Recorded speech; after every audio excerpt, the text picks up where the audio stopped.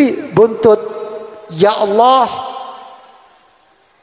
kalau apapun yang saya mohon keharibaanmu ya Allah, itu memang jadi baik untuk iman saya, untuk agama saya, untuk keluarga saya, untuk kehidupan saya, dan menjadikan izin ridho kamu ya Allah, berilah saya.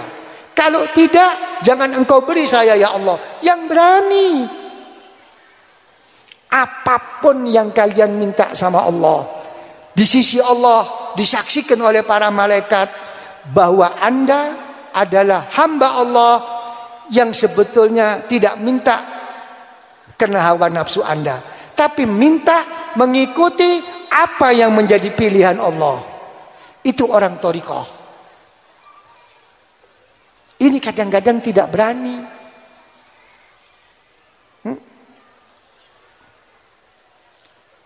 Coba lihat dalam satu hadis yang lain, riwayat Imam Abu Ya'la. Di situ sampai dikatakan, ya, malaikat Jibril punya rasa iba, punya rasa kasihan di dalam hatinya. Matur sama Allah, ya Allah, kenapa?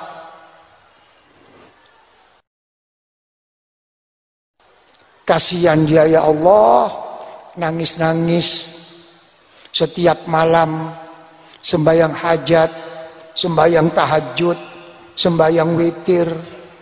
Habis gitu menangis kepadamu ya Allah, memohon dan memohon. Kayak di TV ada tuh kan ya, anak kecil memohon. Reklame apa itu? Hah? Sing Banten apa? Hah? Ya ada kan di TV ya. Ya, memohon. Apa kata Allah? Masa mau apa sabda? Apa firman Allah? Nggak enak rasanya ya. Apa kata Allah? Diamlah engkau Jibril. Diam. Kasihan ya Allah, diam. Saya senang, cinta, merasa dekat dan ketemu. Mendengar tangisnya, meratapnya, mengadunya kepada saya. Biar nanti kalau ini saya beri malaikat Jibril, sudah tidak nangis lagi dia. Nggih napa mboten? Ya, kalau utang banyak, kredit numpuk, ya kan ya, kesusahan berjalan, sampai bergetar. Ya Allah, Allahumma. Begitu berhasil, lupa diri, diam engkau Jibril. Ya, ini. Tapi ada salah satu hamba Allah juga seperti itu, menangis, memohon. Apa kata Allah? Beri. Semua beri. Loh, kok beda ya Allah? Yang satu meratap menangis tidak diberi, ini kok diberi. Beri. Yang banyak numpuk. Kenapa ya Allah? Saya nggak suka dengar nangisnya. Menerima ratapannya saya nggak suka. Ada sesuatu di sini tuh ada yang ditangisnya sama, dorongan lain. Ya, apa firman Allah? I'lamillah khairan yu'tikum khairan mimma ukhidha minkum. Diambil di sini. Ya. I'lamillah fi qulubikum khairan. Ya, ini permasalahannya. Hati-hati. Malah dalam suatu hadis di kitab Al-Muwatta lil Imam Malik, radhiyallahu an yang dijelaskan oleh Al-Imam Al-Qurtubi fi Tadhkirah. Ya. Hadisnya agak panjang, jadi saya terjemah sedikit. Di situ ada dua hamba. Yang satu itu serba susah. Dirinya susah, anaknya susah, kehidupannya susah. Kadang-kadang itu yang banyak sakit-sakitan. Pokoknya serba susah. Yang satu tidak. Sehat, panjang umur, semua anaknya sukses, rezekinya jalan dengan lancar, dan diberi kesehatan oleh Allah yang sempurna, beres semua. Pada saat sama-sama meninggal dan berhadapan di sisi Allah kelak, sudah pertama kali ya, yang tadi itu mengalami suatu kesusahan, pada saat mau meninggal saja sudah dimudahkan oleh Allah dan diberi husnul khotimah. Mudah. Nanti masalah umur saya terangkan. Bagaimana tanda-tanda orang itu mati bahagia membawa iman, dan bagaimana tanda-tanda orang itu mati tidak bahagia dan tidak membawa iman. Na'udzubillah.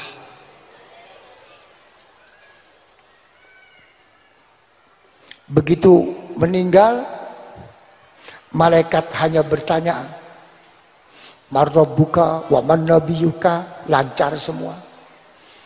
Ya, siksa-siksa kubur itu pergi dengan sendirinya, terjepit, tetap terjepit, tapi seakan-akan seperti dipeluk oleh istri atau suaminya, terjepit tetap. Ya, sahabat Mu'adz bin Jabal radhiyallahu an, dia meninggal, 70.000 malaikat mengiringinya jenazahnya sampai ke kuburan. Tetap dalam kuburan dijepit.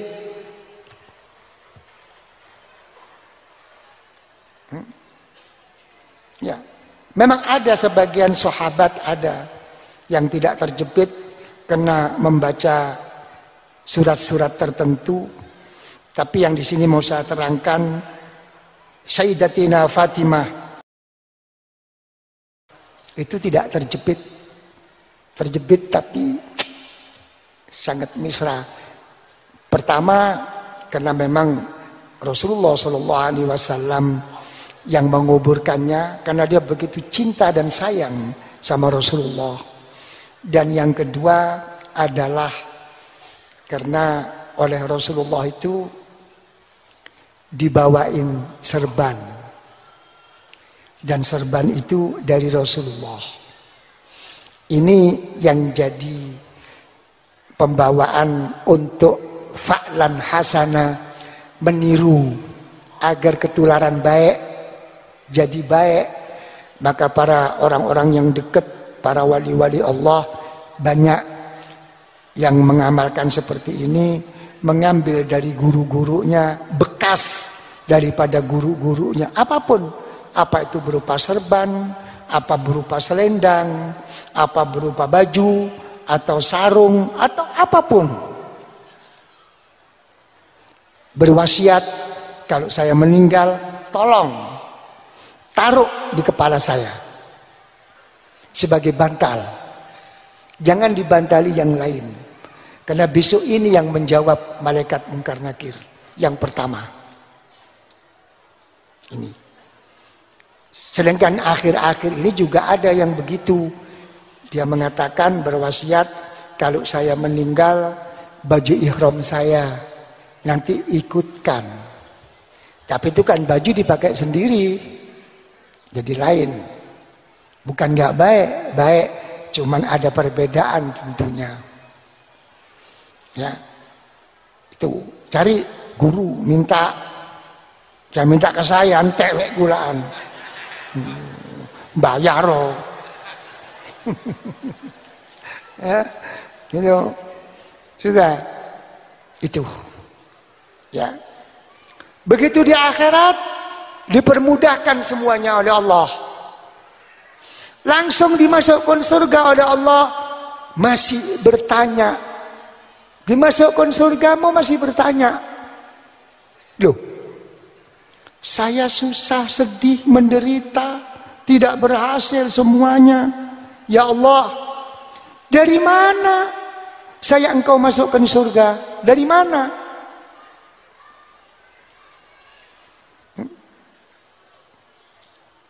Orang itu cuma ada 3 kok. Yashkur, au yaskut, au yashku, bersyukur, diam berarti sabar, au yashku atau merintih. Pilih mana yang akan kamu dudukin. Oke. Apa kata Allah? Habis nerakamu. Duh, kok bisa habis? Kamu kan mengatakan kamu susah, kamu sedih, ini itu. Itu dari saya. Pada saat itu kamu bersyukur, bersabar, bersyukur, bersabar, bersyukur, bersabar. Tidak pernah kamu merintih, bersambat. Apalagi kamu cerita sama orang lain. Nanti saya, ingatkan saya. Yai pernah ngomong, gak janji. Bagaimana adab-adab dalam kita bersyukur, bersabar, atau kita memohon kepada Allah. Ada adab. Doanya sedikit, gak semangat, gak nangis, ngerumpinya cerita sama orang lebih lama. Hati-hati. Ya. Tinggal yang sukses, sudah matinya susah, di alam kubur susah, ini susah, itu susah. Di akhirat pun susah, mau dimasukkan neraka juga bertanya, apa salah saya ya Allah? Saya sembahyang, saya membawa iman, saya berzikir, saya beribadah, saya kerjakan semua itu. Kelebihan saya cuman saya itu kaya, cukup, sukses. Dari sisi mana engkau memasukkan saya masuk neraka? Apa kata Allah? Habis surgamu. Telah engkau ambil di dunia kemarin. Loh, kata-kata habis ini apa? Ini menyangkut ke batiniah. Zikir, ibadah, sembahyang semuanya sama. Secara zahir, tapi secara batin sembahyangmu tiada hadir, tiada khusyuk, tiada apapun kepada saya, kata Allah. Pada saat kamu menikmati apa yang telah aku berikan kepadamu, terus bagaimana sikap kamu kepada orang selain kamu, apalagi orang di bawah kamu? Kamu sukses segalanya, tapi di batin kamu tidak. Habis surga kamu. Terus ya Allah, masuk neraka dulu. Saya bukan memasukkan iman kamu ke neraka. Tidak. Iman kamu tetap saya jaga. Kamu termasuk muwahhidun bi. Ya. Tetap kamu punya tauhid. Tapi saya ingin membersihkan kamu dulu. Ini isyarah yang disabdakan oleh Rasulullah dalam hadis sahih. Kullu lahmin nabata minal haram fannaru aulabi. Setiap darah daging yang memang tumbuh kemasukan sesuatu yang haram, apa kata Rasulullah? Neraka yang lebih utama dulu yang kamu masuki, bukan surga. Saya cuci dulu. Ini kotoran-kotoran tuh dicuci di situ. Di sini kita nanti akan mempelajari bagaimana begitu besarnya kebutuhan kita kepada syafaat Rasulullah Shallallahu Alaihi Wasallam, dan sebagaimana kebutuhan kita kepada guru-guru kita untuk kita disampaikan kepada Rasulullah, dan Rasulullah menyampaikan kita kepada Allah. Besok baru terasa. Sekarang dikembalikan kepada kita bagaimana kita melihat Rasulullah, memikirkan Rasulullah.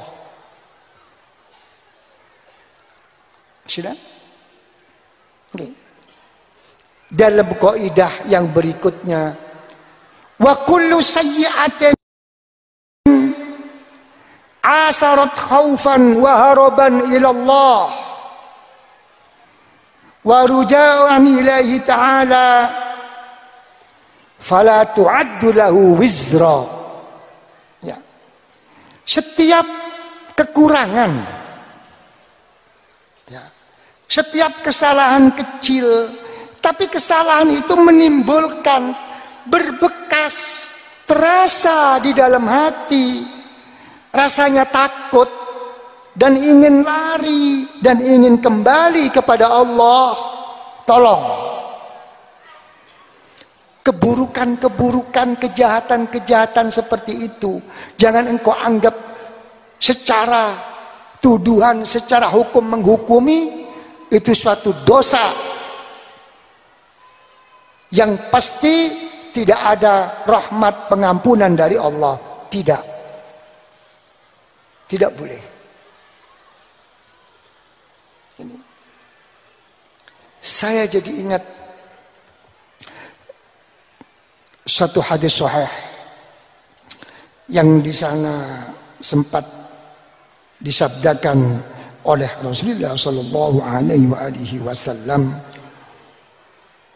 Ya. Beliau mengatakan, kam min ta'atin, ya, adkhalat sahibaha ilan nar. Al-hadis. Coba dilihat. Banyak, kata Rasulullah,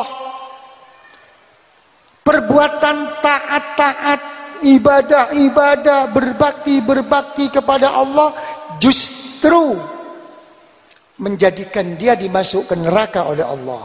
Dan banyak perbuatan-perbuatan buruk, busuk, jahat, tapi justru memasukkan orang yang melakukannya dimasukkan dalam surga Allah. Ada apa? Ya. Jangan dilihat dalam satu zahiriyah, bukan. Sini loh yang dilihat. Yang mendorong kamu berbuat seperti itu apa? Ini yang harus dilihat. Ini hadis populer. Ya. Yang tentu semua orang itu akan tahu kok. Innallah la yanzuru, kan begitu itu. Ya. Ilal a'mal. Ya, Allah Ta'ala tidak melihat amaliyah zahiriyah, bukan. Walakin yanzuru, loh itu loh. Tapi yang dilihat itu di dalamnya. Dorongannya ini.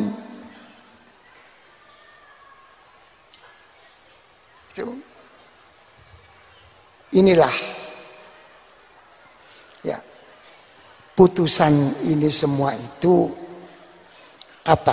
Hanya satu, yaitu tidak lain mengikut apa sabda Rasulullah Sallallahu Alaihi Wasallam. Beliau bersabda, khoslatani laisa fawqahuma khairun minhuma wa khoslatani laisa fawqahuma syarrun minhuma. Dua perilaku yang tidak ada yang lebih baik daripada yang dua, dan tidak ada yang lebih buruk daripada yang dua. Yang pertama apa? Berbaik sangka kepada Allah. Silahkan berbuat kesalahan apapun, berbuat dosa apapun, berbuat kejahatan apapun, namanya manusia. Tapi kata Rasulullah, jangan buruk sangka kepada hak veto Allah. Tetap besarkan hatinya bahwa Allah Maha kasih sayang, Maha pengampun. Tetap itu hak Allah. Jangan disangkut pautkan. Dengan sangkut paut, sudahlah. Tidak mungkin Allah Ta'ala itu akan mengampuni saya. Tidak mungkin Allah Ta'ala akan mengasihani saya. Begini besarnya dosa yang saya lakukan. Tidak boleh. Itu hak Allah. Yang nomor 2 apa? Wa husnudzanni bi'ibadillahis shalihin. Dengan orang-orang yang soleh. Ya. Yang berbaik sangka. Ya. Jangan meremehkan. Jangan menuduh yang jelek-jelek. Jangan gurunya, kiainya yang jauh-jauh saja, yang pandai. Yang dekat. Coba lihat tetangganya. Wak Min, Wak Jo. Ya. Yang biasanya jual air, mikul. Biasanya jual kacang. Dilihat kalau sembahyang jamaah. Dia istiqomah. Dilihat kalau dia berjumatan, dia awal waktunya. Ya. Coba, ya Allah, ya Allah, ya Allah. Berkahnya Wak Min pernah. Berkahnya Wak Jo nggak pernah. Yang diomongkan tuh berkahnya Rasulullah, berkahnya Syekh Abdul Qadir Jailani, berkahnya para guru-guru, berkahnya para wali-wali. Wak Min gak dianggap. Yang di depan mata, hati-hati. Ini mahal. Ya, jangan kayak orang Yahudi. Nanti jadi Yahudi Indonesia nanti. Ya, ini. Terus kata Rasulullah, perilaku 2 di dalam hati. Yang tidak ada yang lebih buruk daripada 2. Seperti dia tadi yang saya katakan, berburuk sangka kepada Allah dan berburuk sangka kepada hamba-hamba Allah. Hati-hati. Kita ini nggak terasa suka berbuat zalim.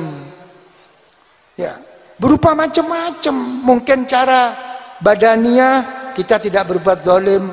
Mungkin kita secara harta benda tidak pernah berbuat zalim. Mungkin kita di saat dalam masalah berbisnis, mungkin kita jujur, terbuka, tidak berbuat zalim.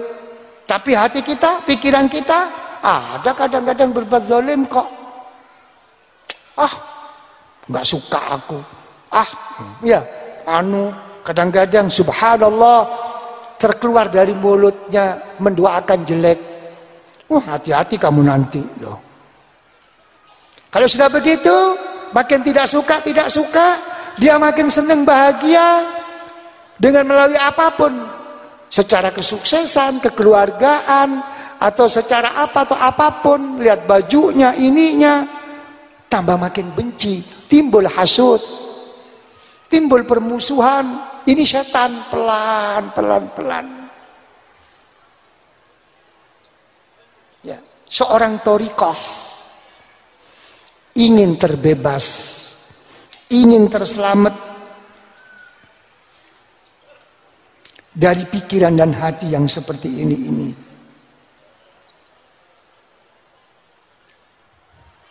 Maka apa? Ya, pertama, seperti apa yang dianjurkan oleh Rasulullah Shallallahu Alaihi Wasallam begitu keluar rumah, seperti siapa? Abi siapa?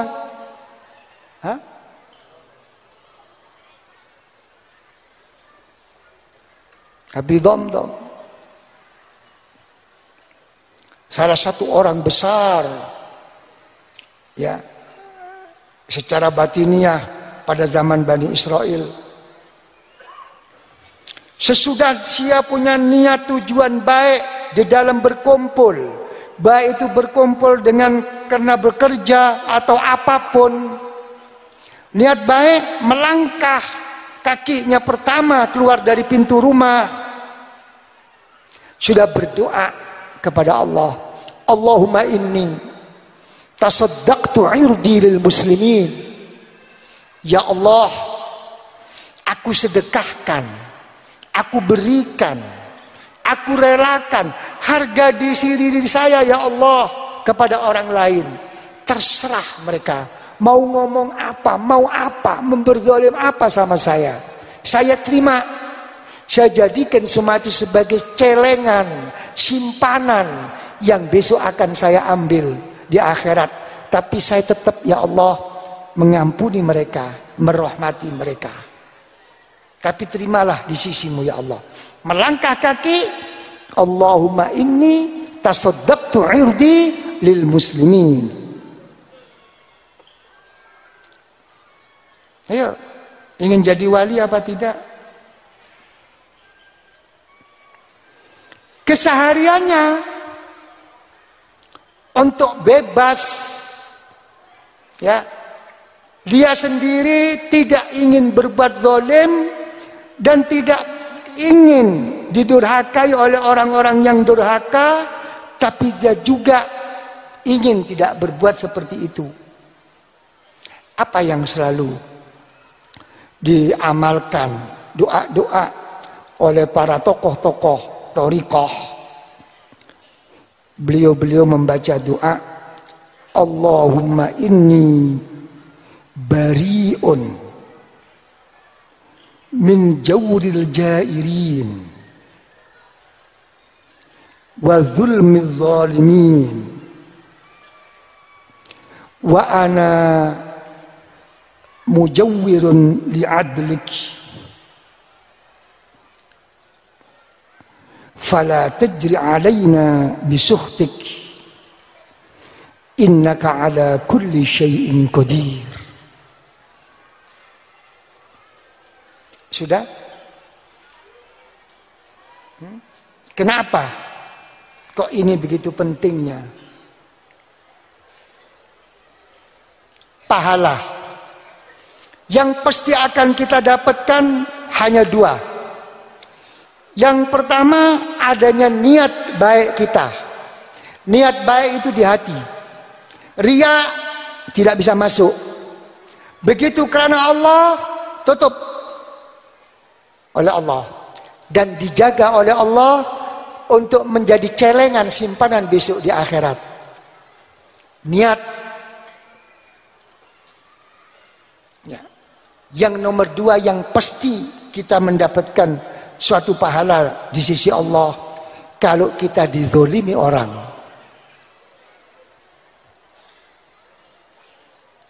Pasti langsung disimpan. Jangan lagi orang lain. Allah Ta'ala pun tidak akan ikut menangani ini. Karena ini urusan pribadi. Hati-hati. Karena itu sampai berdoa seperti ini para guru-guru thariqah. Apalagi si pembawa utama adalah Imam Al-Qutub Abul Hasan Asy-Syadzili radhiyallahu anhu. Kalau punya Kanjeng Syekh panjang, sudah menjadi wiritan. Kalau ini bukan wiritan, makanan. Sholawat juga begitu. Ada memang makanan, ada wiritan. Ya. Dan ada cemilan tuh ada. Kalau semua jadi wiritan, Anda misalnya tidak melaksanakan zikir kepada Allah, kecuali zikir-zikir yang telah ditentukan oleh guru Anda di dalam thariqah, setiap ba'da sholah, jangan berharap Anda mendapatkan siri dan nurnya thariqah. Jangan berharap. Dan Allah Ta'ala sama para guru-guru yang dipasrahinya, itu yang jadi ukurannya. Mulai matahari terbenam sampai besok matahari terbit, dilihat.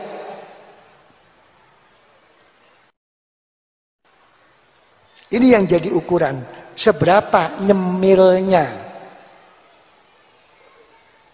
Ya, karena semua ini melaksanakan apa? Melaksanakan hadis qudsi. Ya, wa ma taqarraba 'abdi. Loh itu. Ini yang jadi masalah. Ya, ini cemilan. Makanya masalah begini tuh ayo. Sama dengan tidak ada ikut penanganan apa? Allah Ta'ala. Kecuali kalau memang bertobat, mohon ampun, mohon rahmat dari Allah. Apa? Masalah syirik. Syirik dibagi 3. Ada syirik ma'allah, syirkul kabir. Ada syirkus shaghir. Apa syirik kecil? Riya. Ya. Dan ada syirik ma'asyikh. Dia syirik dengan gurunya. Hati-hati. Ya. Walaupun di dunia saja, jangan satu. Mempunyai alfu syaikhin, mempunyai guru 1000 yang lebih hebat dari gurunya. Dalam segala-galanya tetap tidak akan diterima oleh Allah. Dan besok di akhirat semua arwahul masyayikh, ruhnya para guru, ruhnya para wali, angkat tangan. Kamu bukan urusan saya. Kamu hidup di zaman siapa? Di waktu siapa? Dan pada saat itu kamu sebagai siapa? Mengaku. Apa kamu berguru hanya sebagai guru litabarruk? Hanya minta barokah? Apa li husnidzon? Kayak pejabat-pejabat? Ya, cuma bin nisbah wal idhafah ilal masyayikh. Cuma hanya menunjukkan saya pernah baiat, saya pernah ambil guru ke sana. Cuman hanya untuk kebanggaan, kesenangan. Tapi bukan sebagai murid yang sebenarnya. Hanya karena barokah. Dan memang tidak wajib mengamalkan thariqahnya. Tapi ada yang memang seorang murid bitarbiyah. Memang memasrahkan diri. Murid yang begini tidak tahu. Besok di akhirat tahu. Karena seorang guru, kamu harus lepas dari saya. Di dalam kehormatan, kemuliaan, kebesaranmu. Lepasmu sekarang, tunjukkan dari saya. Apa? Kamu sendiri syafaati keluarga kamu. Dengan seizin Rasulullah. Dengan seizin para guru kamu. Ini besok yang akan diberikan. Kamu tidak paham. Bukan di sini.